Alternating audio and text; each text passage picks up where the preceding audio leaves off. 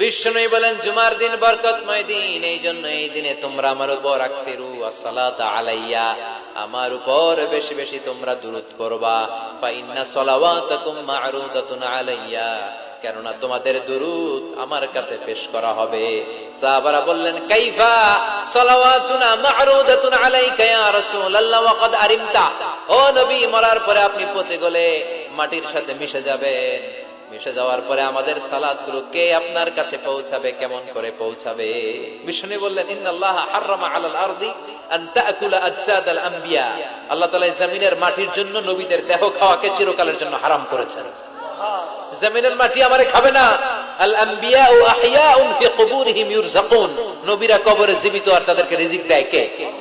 তবে এই জীবিতটা আমরা এখন যেমনি জীবিত এই জীবিত নয়, এটা আলামুল বারজাখে নবীদের জন্য স্পেশাল একটা স্ট্যাটাস। কোন সুবহানাল্লাহ। এজন্য এই দিনে বেশি বেশি বিষ্ণু ইসা ইসলামের উপর দুরূদ পড়ার দরকার আছে না নাই?